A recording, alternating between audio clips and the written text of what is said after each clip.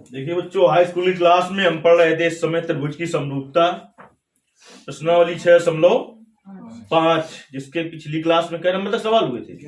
11 number तक। 12वां सवाल देखते हैं। अभी भी किसी के पास बुक नहीं है अगल बगल जिससे देख सको। हमने कहा ये इबारती प्रश्न है, जब भाषा आप समझोगे तभी सवाल अच्छे से समझ पाओगे। तो जो ऑनलाइन वाले लड़के हैं वो आप सबसे पहले आपको बुक खोल के रख लेनी है अपने सामने, तभी आप समझ पाओगे, नहीं रटने से कुछ होने वाला है नहीं। दो खंबे जिनकी ऊंचाई 6 मीटर और 11 मीटर है। कै खंबे हैं? दो खंबे, जिसमें एक 6 मीटर का है, दूसरा 11 मीटर ऊंचा है, तथा ये समतल भूमि पर खड़े हैं। तो हमने बताया था तुम्हें ऊंचाई दूरी जब पढ़ाई थी कि समतल कहां पर होता है? जहां हम खड़े हैं, आप बैठे हैं कि आप लेटे हैं, वही क्या है? समतल भूमि है। यदि इनके ऊपरी सिरों के बीच की दूरी, किनके? खंभों के, इनके नहीं, 12 मीटर है। यदि इनके ऊपरी सिरों के बीच की दूरी 12 मीटर है, सवाल गलत है। कहता है यदि इनके ऊपरी सिरों के बीच की दूरी 12 मीटर है तो इनके ऊपरी सिरों के बीच की दूरी ज्ञात कीजिए। तो इसका मतलब एक चीज दी है और दूसरी पूछी। अगर ऊपरी सिरों के बीच की दूरी पूछी है तो ये ऊपरी सिरों के बीच की दूरी नहीं दी है, निचले सिरों के बीच की दूरी दी है, या एक खंबे से दूसरे खंबे के बीच की दूरी दी है। जब ऊपरी की दे दी तो ऊपरी की क्यों पूछेगा? तो इसलिए सवाल में थोड़ा आपको करेक्शन कर लेना है, लिख लेना है यदि इनके निचले सिरों के बीच की दूरी 12 मीटर है तो इनके ऊपरी सिरों के बीच की दूरी ज्ञात कीजिए। लुकड़ो का लिखो है, लिखो है, चलो ठीक है। तो किसी बुक में सही है कि यदि इनके पाद बिंदुओं के बीच की दूरी कितनी है? 12 मीटर है। तो हमने तुम्हें बता दिया है पहले ही कि पाद बिंदु किसे कहते हैं, आधार बिंदु किसे कहते हैं, बता दिया है ना। देखिए बेटा, ये क्षैतिज समतल है। ये क्या है? क्षैतिज समतल है। दो खंबे हैं, एक खंबा ये देखिए और दूसरा खंबा ये है। पटरी और पेंसिल से चित्र बनाना है आपको। देखिए एक खंबा ये बी है और दूसरा खंबा मान लिया क्या है? PQ है। इनके देखिए खंबा जो AB है, इसका बेटा शीर्ष बिंदु क्या है? A, ऊपरी बिंदु यानी शीर्ष बिंदु A, और पाद बिंदु क्या है? B। खंबा जो PQ है, इसका शीर्ष बिंदु क्या है? P, और पाद बिंदु क्या है? Q। आई बात समझ में कि नहीं आई? तो इन दोनों खंभों के पाद बिंदुओं के बीच की दूरी दी है कितना? 12 मीटर। देखिए सबसे मेन रोल इसमें कहेगा, सबका तो है कि एक दूसरे से 12 मीटर की दूरी पर है। नहीं तुम क्या करोगे, ये दूरी ना पता हो तो खंभा इसी के नीचे गाड़ दोगे, नहीं गाड़ दोगे, वैसे चाहे ना गाड़ो लेकिन अति करेंगे मरे गड़ियो। इन दोनों के बीच की दूरी कितनी है? 12 मीटर। ये कितने मीटर ऊंचा है खंभा बेटा? 6 मीटर। और ये कितने? 11 मीटर है ऊंचा खंभा। 11 मीटर ऊंचा खंभा है ये वाला। इनके ऊपरी सिरों के, जिसका ऊपरी सिरा क्या है? A, और उसका क्या है? P। इनके ऊपरी सिरों के बीच की दूरी ज्ञात करनी है, यानी का मान ज्ञात करना है तुम्हें AP का। देखिए बेटा, हम BQ के समांतर रेखा खींच रहे हैं। कौन सी? AM। जब BQ समांतर है AM के तो BQ बराबर होगा AM के। कितने का हो जाएगा? 12 मीटर का।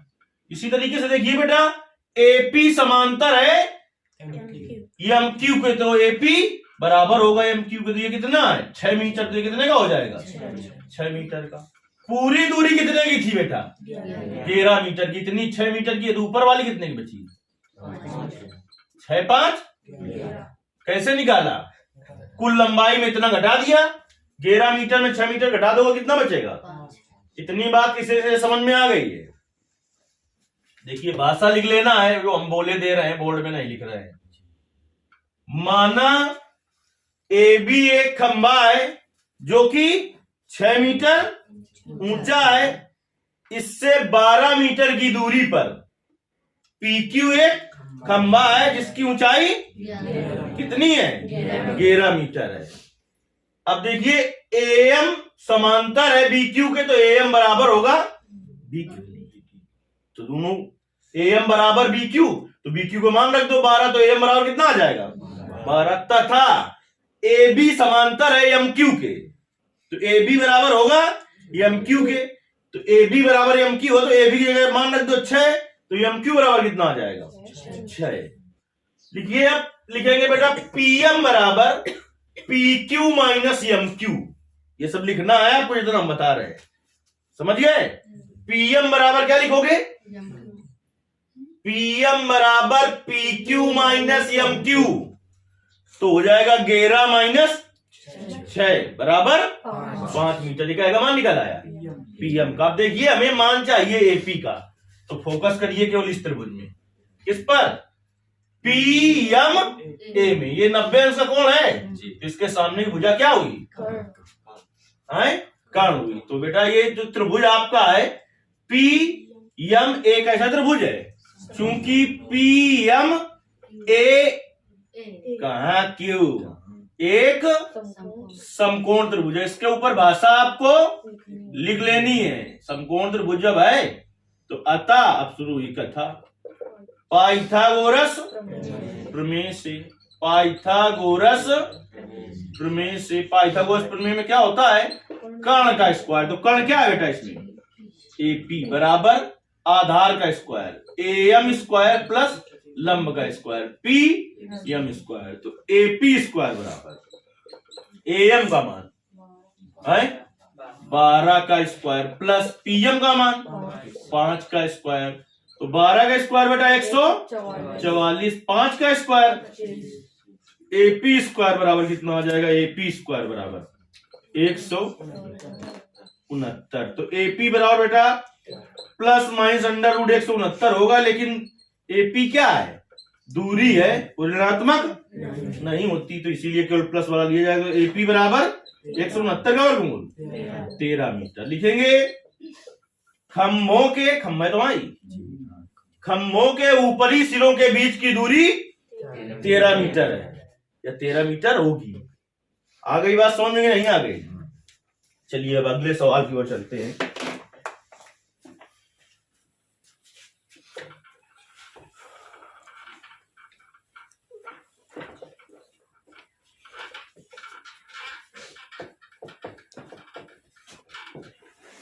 ये था आपका सवाल नंबर 12। आप सवाल नंबर 13 बताया जाएगा आपको।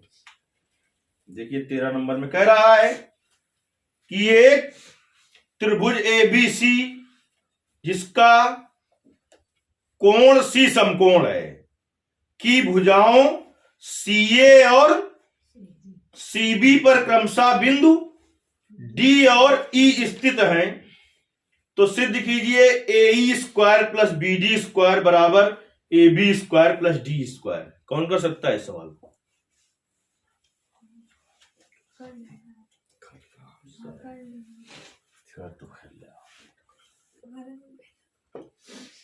चलिए देखिए, चलिए होगा कुछ नहीं कहा।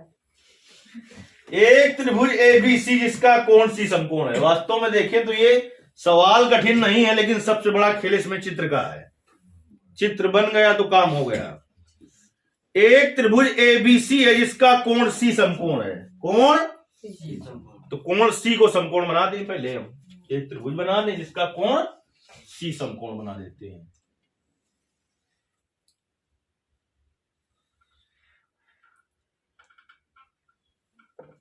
आपका इतनी सीट न खींच, जैसे सिलेट जल्दी भेज दो।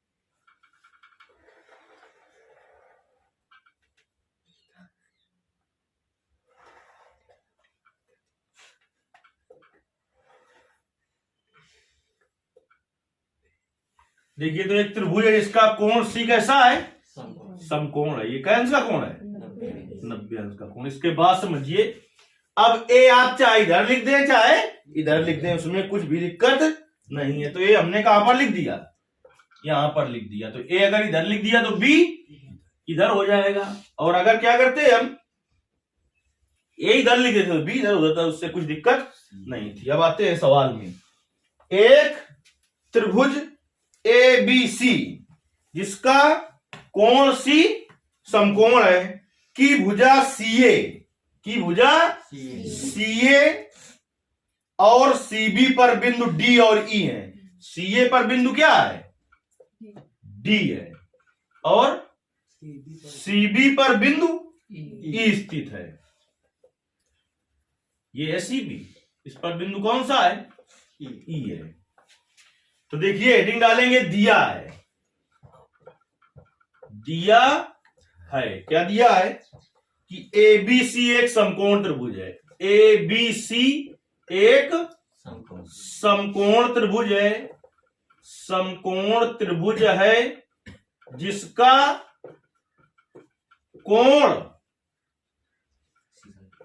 कोण सी समकोण है तथा, का है आगे कथाउरी, तथा एसी पर बिंदु डी, एसी पर बिंदु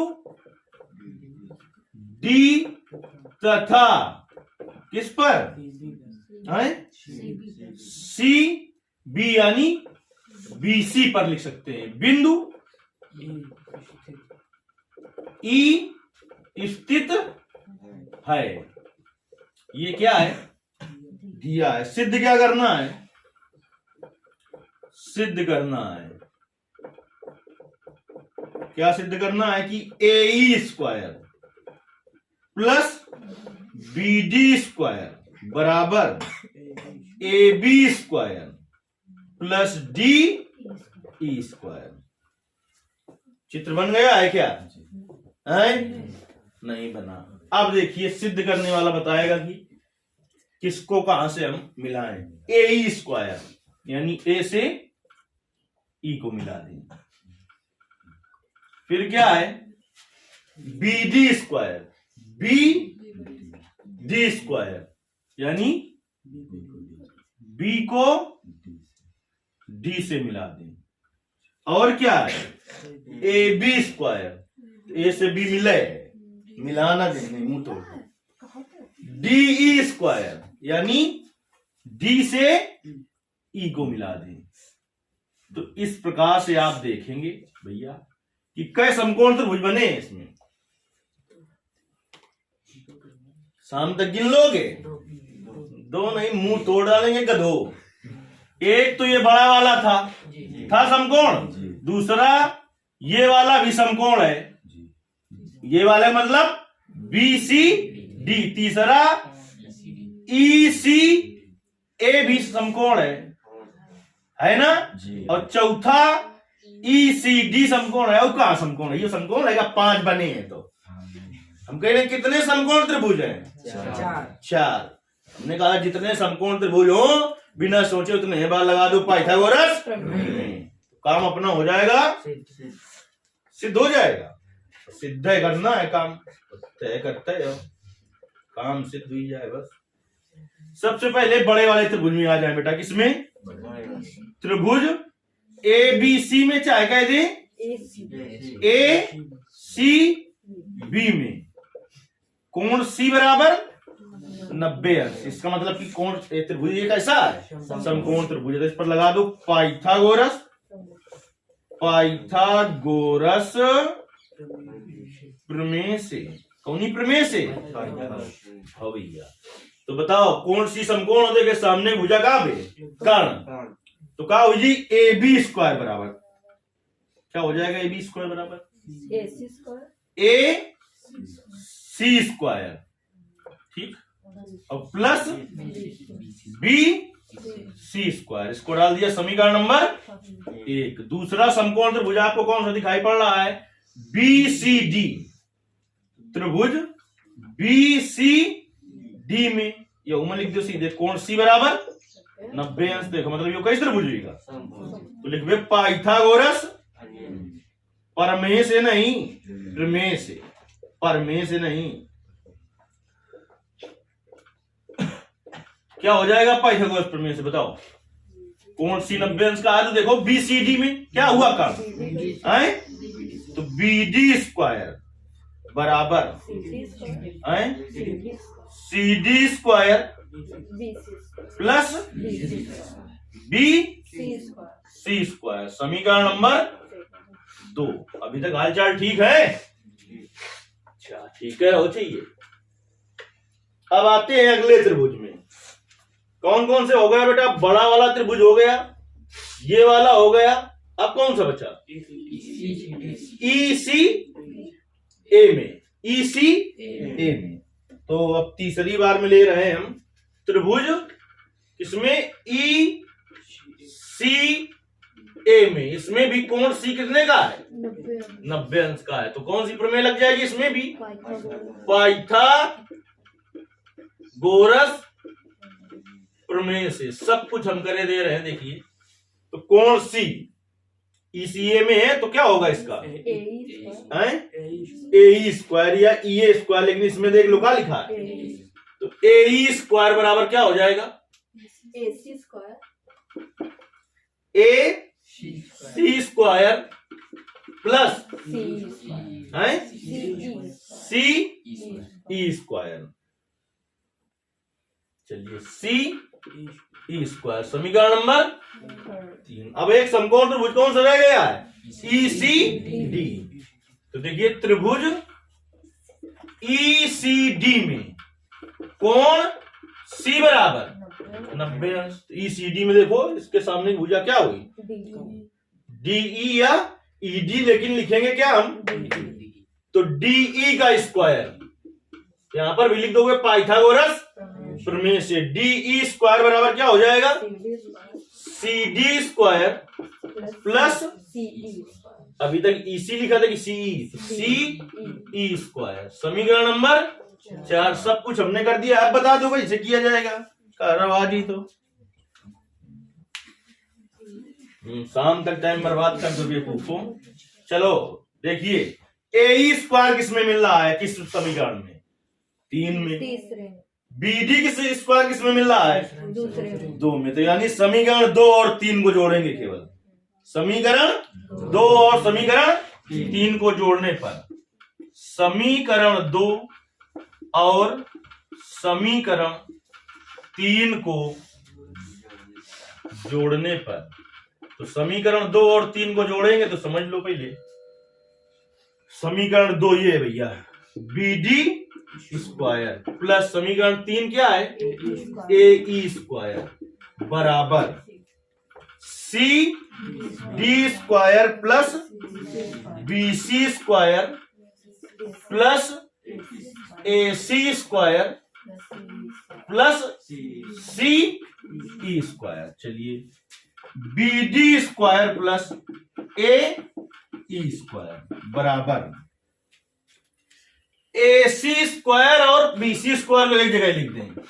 ए c square plus B C square, तो जो बचा उसे एक जगह लिख दें। C d square plus c e square. समीकरण 1 से मान इसका रखें, समीकरण 1 से, और समीकरण 4 से इसका मान रख दें।